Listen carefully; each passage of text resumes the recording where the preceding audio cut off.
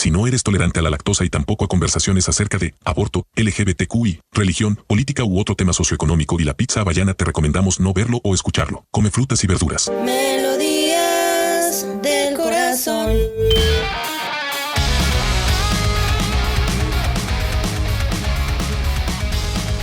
Hola, bienvenidos a un episodio más de Melodías del Corazón.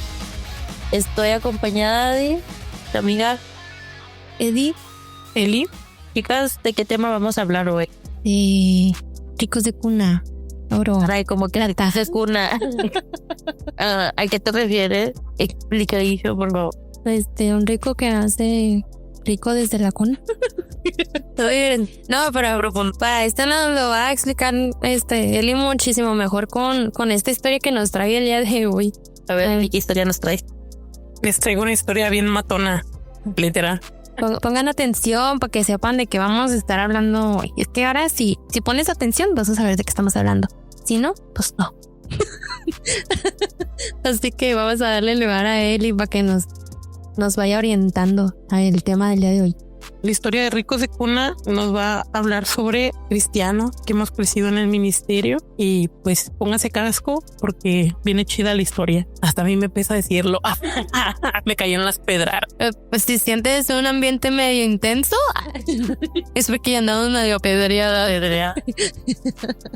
La historia se ubica en los tiempos de Samuel, precisamente antes de su nacimiento y aún durante su infancia se desarrolla esta historia.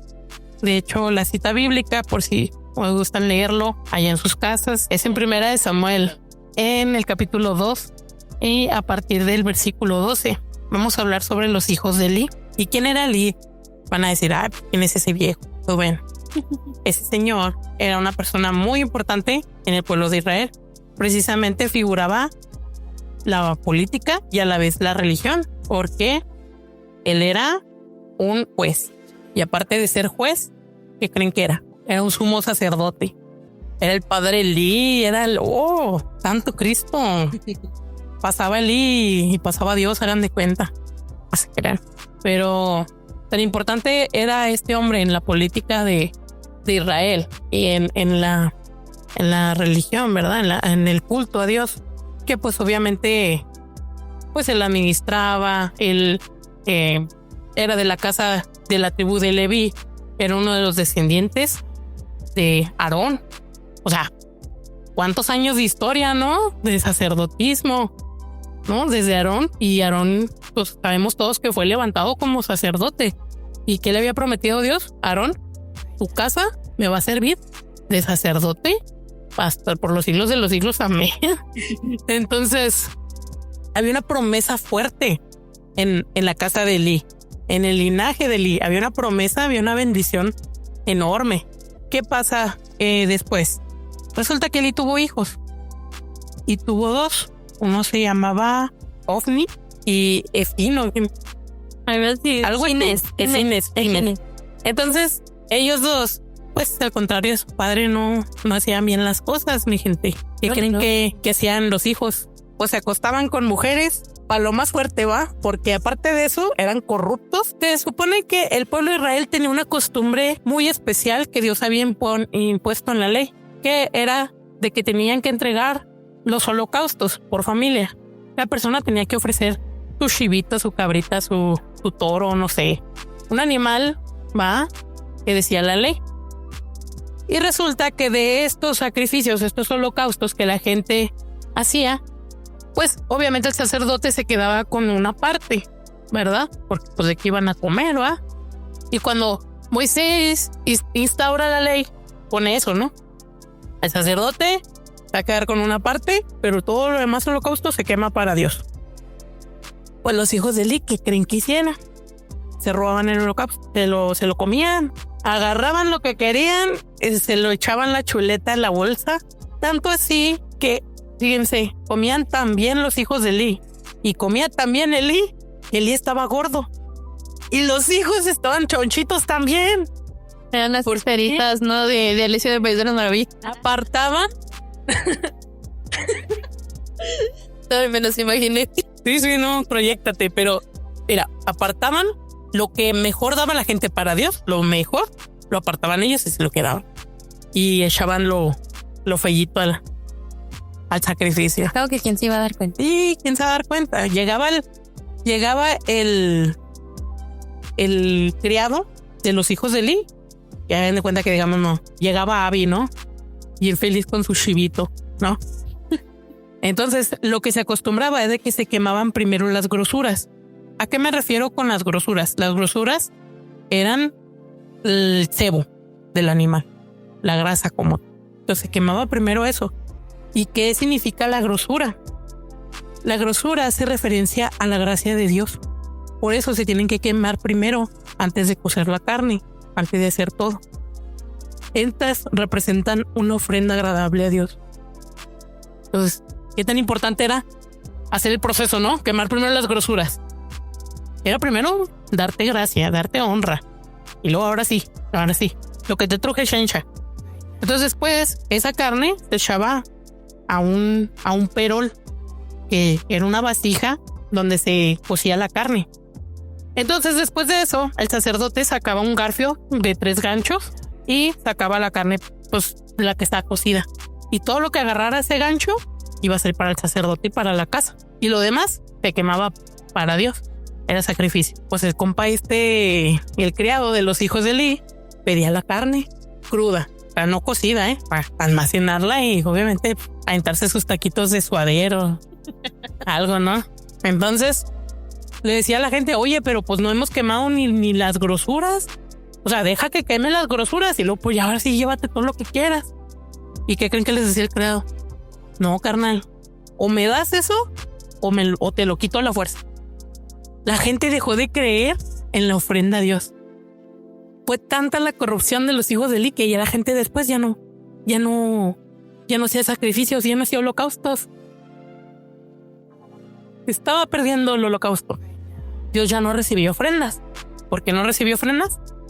Por el pecado. Y la gente se quejaba con Eli y le decían, Eli, tus hijos, esto, el otro, aquello, acá. Sí, andan haciendo su despapayes. ¿Pero qué creen? Eli nomás lo regañó y le dijo, mira, cana, si siguen así, Dios los va a castigar. Te van a enterar. Así como las que le dice a los niños, hijo, bájate de ahí, corazón. Te vas a caer. Mira, te vas a quemar la manita. Ándale, así. Pues los hijos de Eli les valió, obviamente, y siguieron haciendo su despapalle, ese desastre. Y sí, yo hago lo que quiero. Mi papá es el jefe. Mi papá es el que cuida todo el changarro. ¿Qué me vas a andar diciendo? ¿Quién es este que me anda diciendo? Por lo contrario, Samuel fue dedicado al templo y él se hacía las cosas bien. Él se entregaba los sacrificios como eran. Él se hacía las cosas como eran.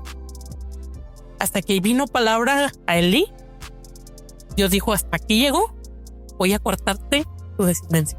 Voy a matar a tus hijos, voy a matar a los hijos de tus hijos, voy a matar a toda la casa de Eli. Y le dijo que no fui yo quien sacó a Aarón de Egipto, a toda tu descendencia y la puso por sacerdote. Pues yo dije que por los siglos de los siglos ya no. Te quito tu bendición. Vámonos, vais. Ahora, si tomamos en cuenta que Moisés era familiar, era un líder, un libertador, el que sacó al pueblo de Israel de donde andaba. Entonces, pienso y digo yo, no inventes, ¿en qué condición estaba el corazón de Eli como padre y de los hijos de Eli? Porque el no darse cuenta de todas esas bendiciones, o pone que se daban cuenta los hijos de Eli, pero como ya había sido por generaciones, yo me imagino que ellos se sentían como que esto me pertenece, es mío, es mi casa y no te metas conmigo, no sabes quién soy el hijo del sacerdote, del juez, y háganle como quieran. Yo me imagino que ya había una necedad en ellos y por lo que tú mencionas, o más bien por lo que dice en la historia de Eli, que la manera en que él les llamaba la atención, yo puedo ver la falta de carácter en Eli y que le falta autoridad o no supo cómo manejarla, porque el llegar y con palabras hasta suaves, pues con palabras suaves les decía, no, aquí no, carnal. Que no van a venir a... Sí, que no van a venir a hacer su desastre. Pero no, los Sí, como las señoras que te digo que vas manejando. Es que a mí me ha pasado mucho, la verdad. Que voy manejando y luego, o sea, de retirado voy viendo que los niños están cruzando en medio de la calle, corriendo así. Y luego nomás les dicen, no, para acá. Y dejan al niño así andar corriendo. Pero cuando uno se los dio... Ay, disculpen los ruidos extraños a los alrededores. Es que tenemos audiencia. Una de las cosas importantes que yo quiero resaltar de esta historia es de que a partir de que le dan esa palabra fuerte a Elí, lo que pasa es que prontamente la presencia de Dios fue capturada por los filisteos. Exacto. El arca de Dios fue robada en una guerra. Murieron los hijos de Elí a espada porque iban a un lado del arca. Haz de cuenta que estaban peleando los israelitas con estos vatos. ¿Y qué pasó? Pues que dijeron, estamos perdiendo, carnal, ya perdimos 4,000 hombres. Pues tráete el arca. Cuando ven el arca y tengamos aquí la presencia de Dios, vamos a ganar. Porque todas las guerras, cuando la presencia de Dios, el arca estaba ahí, las ganaba Israel, ¿no? Sí. Pero pues cometieron el error de su vida. ¿Por qué? Porque la gente de Israel no sabía que Dios ya estaba emperrado con los hijos de Elí. Entonces, ¿qué pasó? Pues tráete el arca, carnal, tráete el arca, ahorita ganamos. Y mira, ahorita Dios los va a aplastar, los va a aplanar. Bien confiado la gente. Llegó el arca y todos gritando, haciendo bulla. Grito de júbilo. Ay. Cuando oyen que el pueblo de Israel anda bien happy, ¿no? Dicen, no manches, ya vamos a perder. Ya trajeron su Dios. No, ahorita nos van a poner una arrastrada. Y luego, me imagino que uno se empoderaron, ¿no? Dijeron, no, hay que demostrarles. No, hay que pelear, porque si no, vamos a ser esclavos y sirvientes de los israelitas, Nel. Vamos a ponernos fieros, vamos a pelear, hagan de cuenta México contra Estados Unidos. Entonces, ¿qué creen que pasó? Como estos chavos andaban mal, los mandaron a ellos a cargar el arca. Tráiganla, se quedaron cuidándola. Ellos, los hijos de Elí. Pues la guerra los sobrepasó y que los vienen matando y se roban el arca.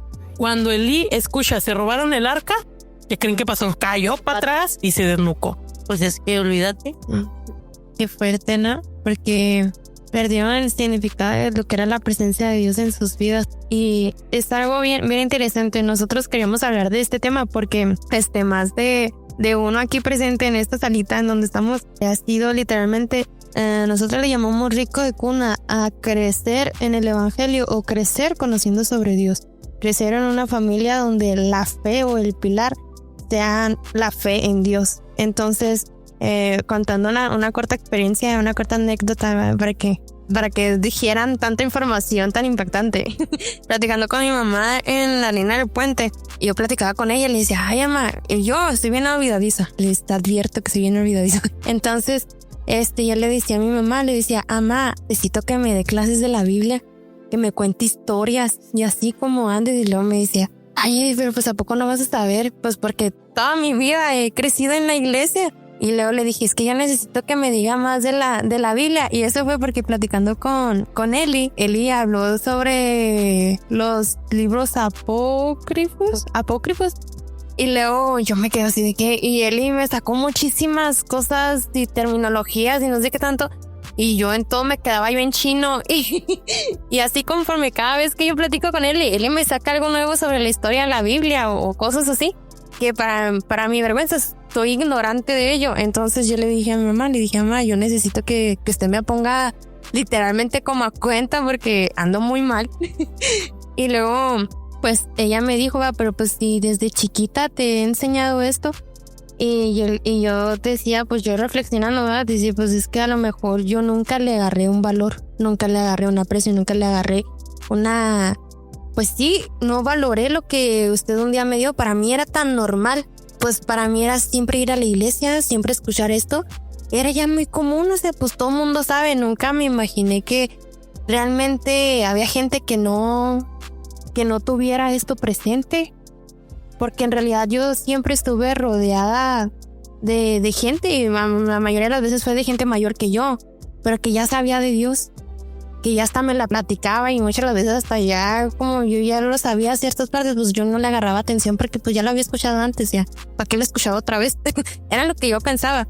Pero una vez que Dios tiene una relación con nosotros, tiene un encuentro con nosotros, ya es cuando empieza realmente esa hambre y esa sed y ese valor que antes no tenías. También yo me acuerdo que muchas de las veces que platicaba con Toñito me decía, cuando él me reprendía, me decía a mí, decía, sí, es que yo sé de dónde vengo y créeme, o sea, qué chida, qué padre para mí hubiera sido el yo haber crecido en una familia donde desde el principio me hubieran hablado sobre Dios, haber tenido esa relación con Dios. Pero es que en realidad no es que uno crezca teniendo una relación con Dios. Crece escuchando y con el conocimiento, como a lo mejor creciste escuchando sobre la historia de México, como creciste escuchando, es más, hasta de costumbres. Muchas de las veces la gente católica, sin ofender a nadie, muchas de las veces las personas van a la iglesia católica y van porque los llevaron, no porque tengan la fe en sí de los católicos. Yo digo, ¿y de qué fe eres? Pues católica. Bueno, pues yo creo, pues mi mamá me llevaba y yo voy. Y es que eso pasa en todos los... Sí, pero no saben qué es, ¿verdad? Exacto. Exactamente. Y eso es lo que realmente nos pasó. Y es algo que yo me vi muy reflejada en la historia de los hijos de Eli y de Samuel. Desafortunadamente y tristemente yo sería los hijos de Eli, porque no he valorado, pues puedo decir que hasta ahorita porque tengo un poquito de conocimiento, no basta, pero no he valorado realmente lo que Dios me ha dado.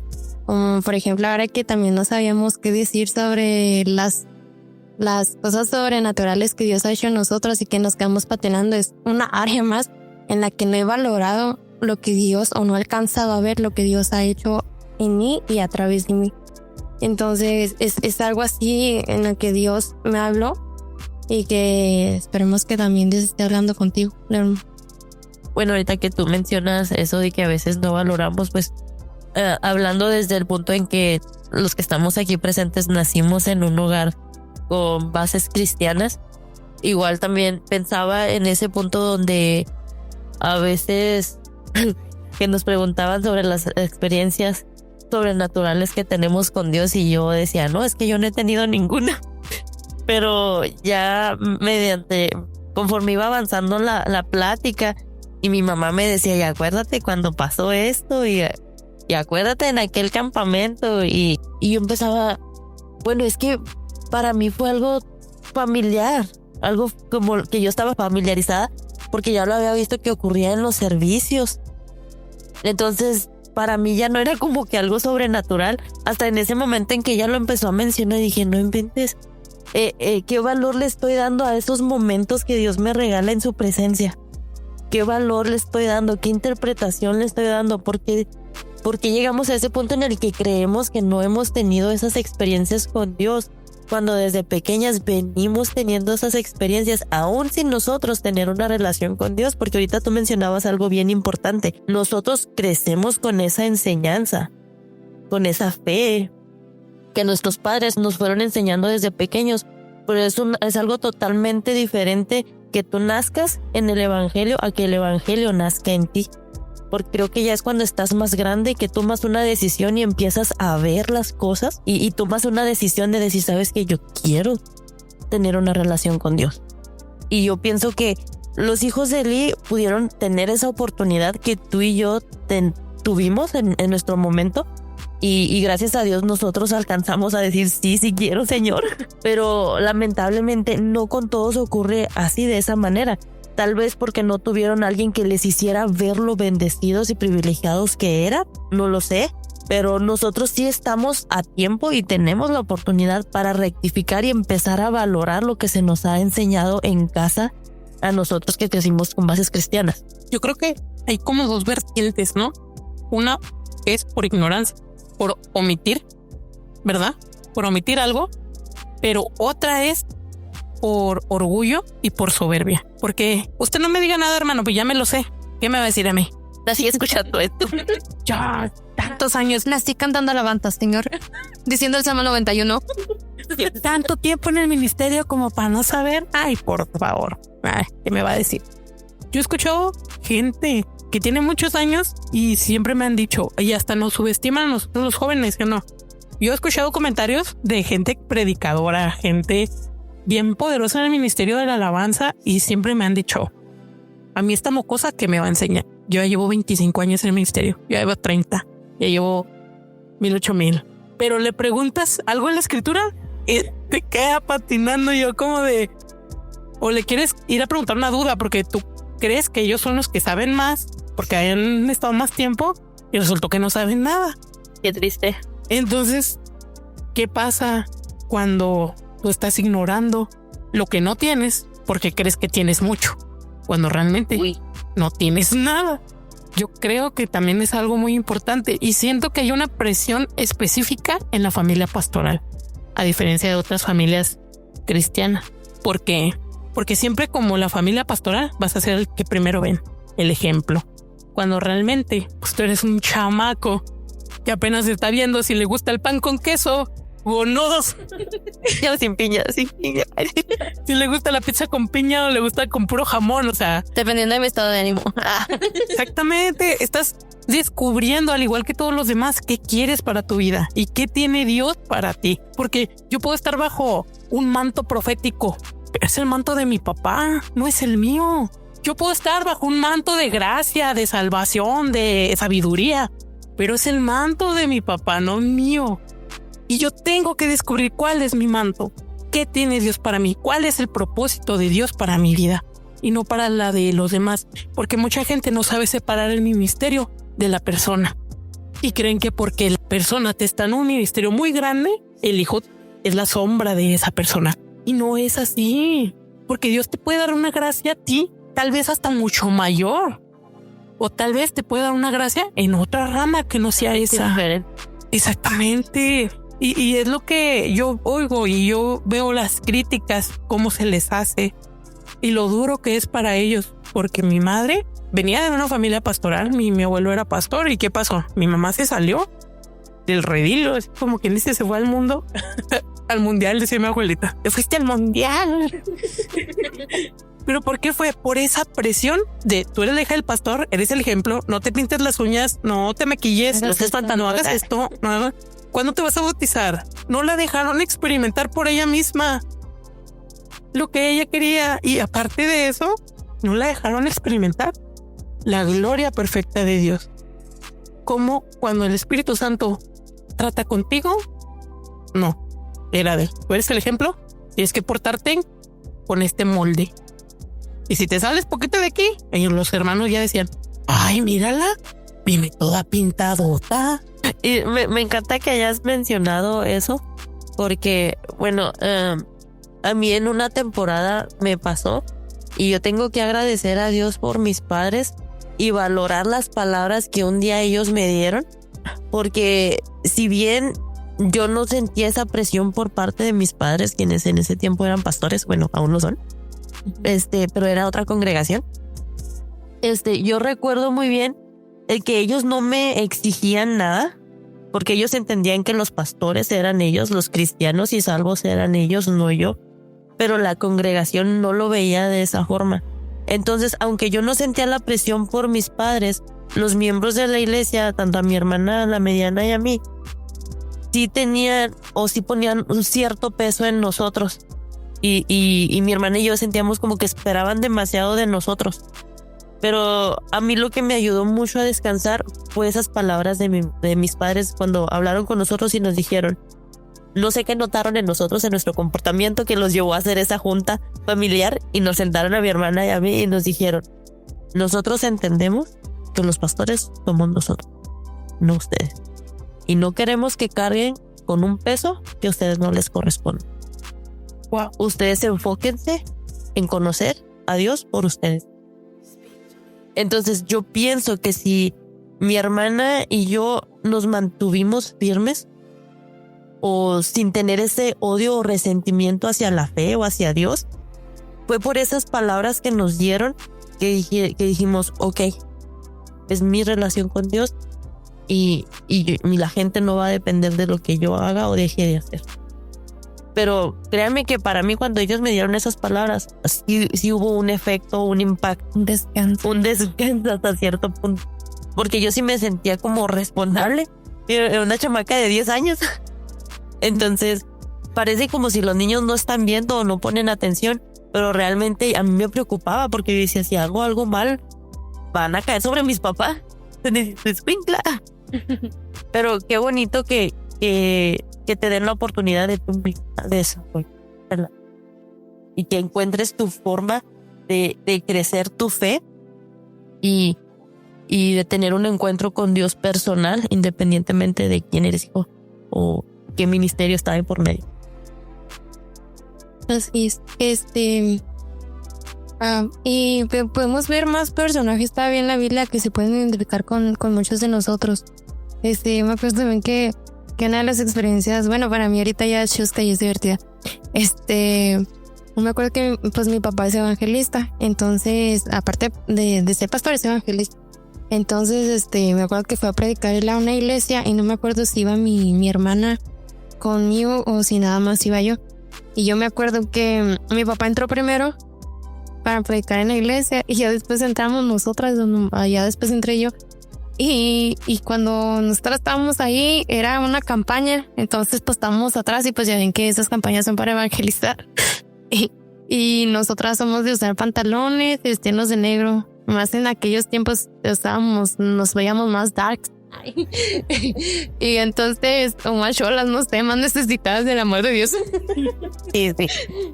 Entonces, pues yo me acuerdo que nos acercamos y las hermanas pues yo me acuerdo que unas nos ignoraron y otras nos dieron la bienvenida y nos dijeron que Cristo nos amaba y nos dieron el plan de salvación y nosotros pues le seguimos la corriente. Perdóneme, hermana.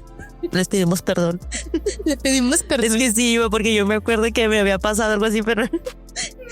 Y le seguimos la corriente y luego hicimos una oración de fe. Baja el predicador.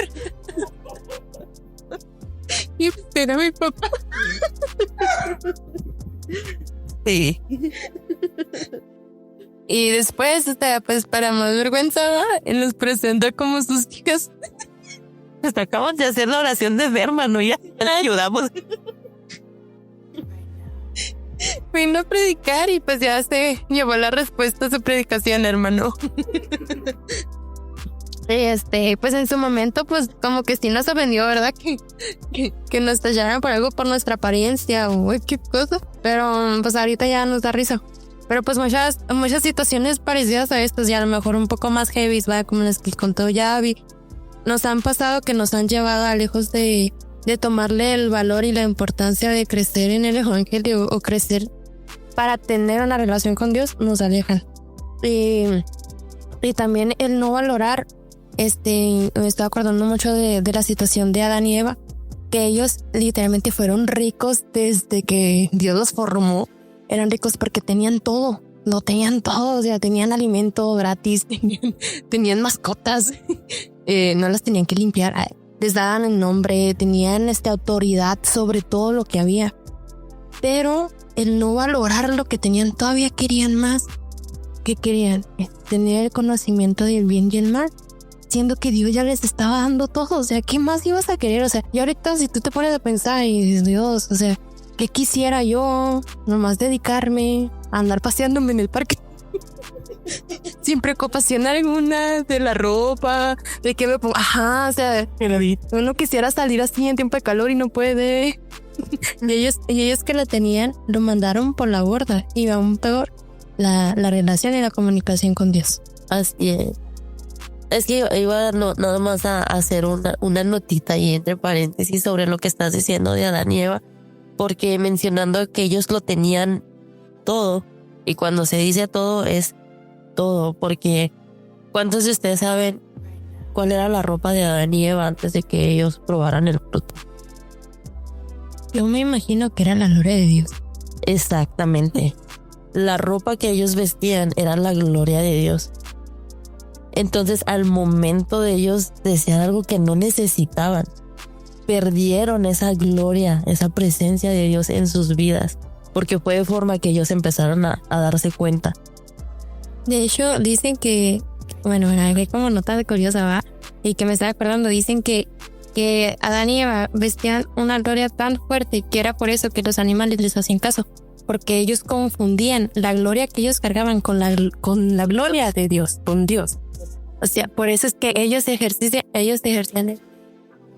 era por eso que ellos ejercían esa autoridad. Ahora sí, ya me callo. Pues es que ya me robaste lo que yo iba a decir. Porque eso iba de la gloria de Dios. Y lo impresionante que es, porque los hijos de Eli tuvieron esa muerte tan terrible por causa de sus decisiones, sus malas decisiones. Y eso, y lo que nos lleva a Adán y a Eva también los llevó a una muerte. Si bien no perdieron la vida física, pero sí tuvieron una muerte espiritual. Y lo perdieron todo y ellos no supieron valorar eso hermoso, eso grandioso que ellos tenían, que era la gloria de Dios en ellos mismos. Manches. En esa magnitud, pues. Comunicación directa con Dios, imagínate. O sea, decirle a Dios hola y Dios te diga hola audiblemente. ¿Qué onda? Exactamente, o sea, es algo... Claro que Dios nos sigue hablando y sigue tratando con nosotros, pero ellos estaban vestidos con la gloria de Dios. Era lo que a mí me impacta y nos da coraje. Sí, o sea, ahorita yo pudiera estar con ese brillo, ese fulgor de la gloria de Dios. Sí, se encendió, hermano. Ya se encendió, hermano. De dejar a todos ciegos con mi gran belleza. Con mi brillo. Pero bueno, aquí lo importante de lo de ricos de cuna es que no tienes que esperarte o dejar que pase lo que les pasó a los hijos de Eli. Nosotros tenemos la oportunidad de tener la actitud que tuvo el hijo pródigo, el cual yo iba a sacar a tema también, pero yo creo que ya tal vez para otro episodio. Está muy bien. Porque el hijo pródigo tenía muchas riquezas también en casa de su padre. Lo tenía todo, a él no le faltaba nada. Rico de cuna. Era otro rico de cuna que no lo supo valorar. Terminó comiendo de las algarrabas, se dice, ¿verdad? Terminó comiendo con los cerdos o la comida de los cerdos. Pero lo bonito y lo maravilloso de la actitud del hijo pródigo es que, bueno, pues sí, se fue y tocó fondo. Acá mi amigo quería hacerle segundos a Kalimba. Pero, o sea, tocó fondo, pero él se dio la oportunidad de voltear al cielo y pedir perdón. Y creo que si tú y yo hacemos a un lado ese orgullo y reconocemos en qué estamos mal y vamos hacia el Padre y le pedimos perdón, tenemos esa oportunidad de seguir gozando de las promesas, de las bendiciones de Dios y de un Padre amoroso que cuida de nosotros en su totalidad, ¿verdad? Y era algo que yo quería mencionar sobre el hijo pródigo, porque a muchos de nosotros nos pasa lo mismo, o somos como el hermano del hijo pródigo. ¿Por qué? Porque el hermano también lo tenía todo y no se había dado cuenta. ¿Qué fue lo que hizo cuando su hermano se fue y luego regresó y el papá le hizo una gran fiesta? ¿Por qué se enojó él? Pues porque él estaba trabajando tanto y a él no le hizo fiesta. Exactamente. Y no se daba cuenta que todo lo que había ahí era de él. Entonces eso a veces nos pasa a nosotros. Somos... Exactamente, pero no nos damos cuenta que lo mismo que le están dando a él es de todo lo que nosotros nos podemos servir también. Y a eso quería llegar. Y queríamos llegar a la conclusión de que así como el hijo pródigo se dio cuenta de ello y fue corriendo a los brazos de su padre y reconoció y dijo: Padre, he pecado contra el cielo y contra ti. Así también tú tengas esa habilidad, esa facilidad de acercarte a Dios. Y si tú crees que este tema te describió, te habló, es Dios diciéndote: ven, porque para allá no es, y estoy abierto a recibirte. Estoy con los brazos abiertos. Un anillo, una túnica y un gran banquete. No andes con los marranos. Y así te recomendamos escuchar Todos a la Mesa, Los Hijos de Eli, ¿y qué otro? Sí, es cierto, Los Hijos de Eli, ese canto está bonito. Y Rico de Cuna, Uro, Luto. No me lo sé. Hasta la próxima. Esto fue Melodías del Corazón.